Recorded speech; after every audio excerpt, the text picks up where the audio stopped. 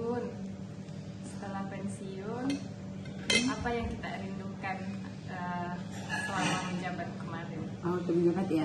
Nah, kalau yang paling saya rindukan itu banyak. Kalau bilang paling dirindukan, terutama kalau ke lapangan ya, ketemu masyarakat, sama teman-teman. Di situ kan juga kita berinteraksi, terutama dengan staf-staf itu. Itu kan ketemunya banyak di lapangan. Nah, tapi kalau dibilang yang salah satu yang paling saya rindukan itu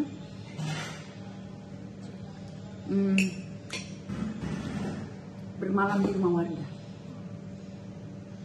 Di periode pertama saya sampai COVID ya, sampai periode kedua berhentinya karena COVID. Pernah sih kita mulai lagi. Itu ada program semalam di desa. Jadi sebenarnya semangatnya itu kayak seperti apa ya, mobile government, pemerintah yang bergerak jemput bola. Nah, karena di Luwu Utara itu kan banyak desa-desa terpencil yang butuh waktu karena masalah akses, jarak. Nah, itu ke sana ya, jaraknya memang jauh, aksesnya juga cukup menantang. Jadi ke sana bawa semua SKPD, bawa staf. Nah, itu menginap di rumah warga. Saya juga begitu, menginap di rumah warga. Tidak, saya bilang jangan ada yang bawa bawa kasur, bawa bantal. Pokoknya nikmati fasilitas apapun itu di rumah warga. Dan biasanya saya minta jangan usahakan kalau bisa ya betul-betul di rumah warga yang apa adanya. Nah, pernah ada pengalaman di satu desa, saya habis kegiatan kan malam kan itu dialog dengan warga, biasanya bisa selesai jam 11 sampai jam 12 malam. Tiba-tiba saya mau cuci muka, biasanya mau cuci muka kan ya, kalau mau tidur itu cuci muka, sikat gigi. Saya masuk, ternyata di situ air bersihnya itu mengandalkan sumur bor. Nah, daerah itu airnya mengandung zat besi. Jadi kayak minyak dari mineral logam itu keluar. Jadi dia menggumpal-gumpal gitu kan. Menggumpal-gumpal airnya. Kalau kita lihat itu kayak minyak. Kebayang nggak sih gitu? Mau sikat gigi, mau cuci muka. Akhirnya waktu itu saya coba bilang, kalau untuk sikat gigi bisa nggak?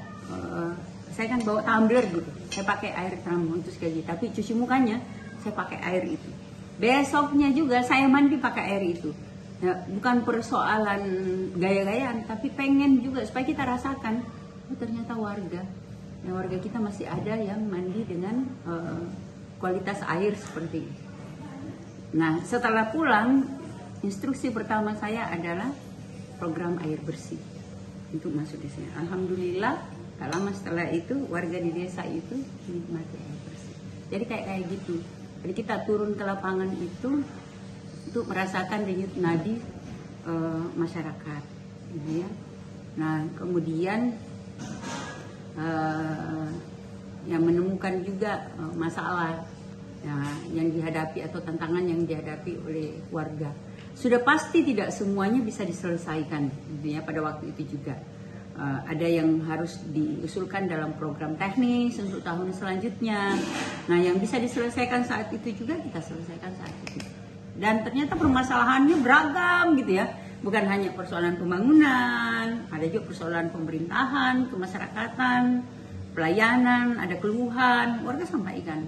Apresiasi juga warga sampaikan. Jadi itu salah satu kegiatan yang saya rindukan. Paling saya rindukan. Dan itu juga membawa saya menginap di hampir seluruh wilayah terpencil yang ada di Kabupaten Utara.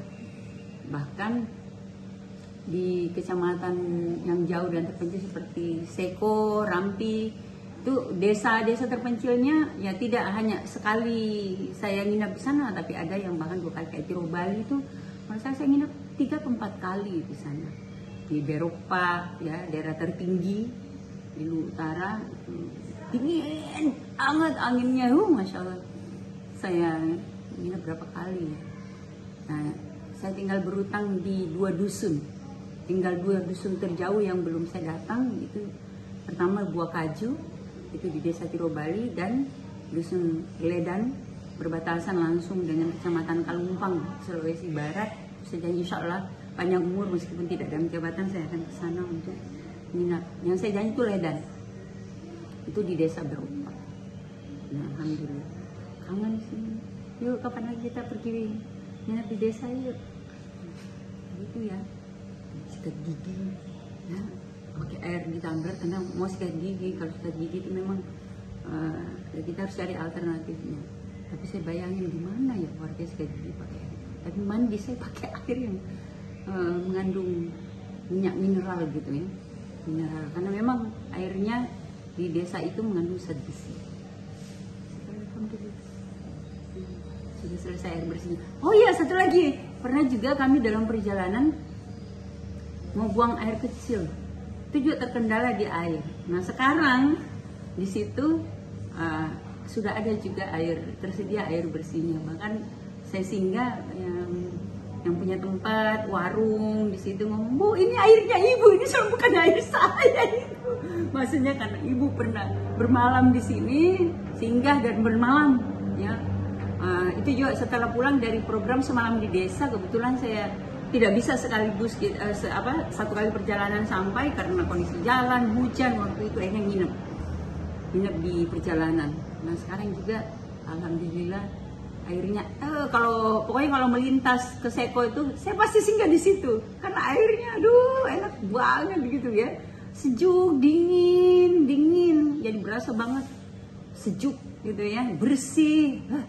Seandainya bisa berendam lama-lama, berendam. Ya, jadi tempat terbaik bagi pemimpin itu kan ya di tengah-tengah masyarakat, bukan di mana-mana. Itulah kenapa dulu saya kalau perjalanan dinas itu berusaha betul selektif. Pertama kan terkait dengan anggaran, rasanya tidak sampai hati gitu ya, menghabiskan anggaran hanya untuk jalan. Satu, kalaupun saya harus jalan, saya berangkat, hampir tidak pernah atau sangat jarang itu saya tinggal setelah kegiatan selesai. Biasa tiba pagi atau sore atau malam sehari sebelumnya, setelah acara itu pasti saya pulang dan itu connecting langsung masuk kantor besoknya. Nggak pernah, karena ya pemimpin ini kan dipilih untuk melayani. Yang melayani masyarakat, paradigmanya udah berubah. Jadi jangan sampai, ya saya cuma waktu itu menanamkan di diri saya, jangan sampai saya lebih banyak di luar daerah daripada di dalam daerah. Dan kalaupun keluar daerah harus dipastikan manfaatnya betul-betul ada untuk masyarakat. Berusaha seperti itu. Saya yakin juga pemimpin-pemimpin sekarang seperti itu. Bye, sehat semuanya. Ke depan.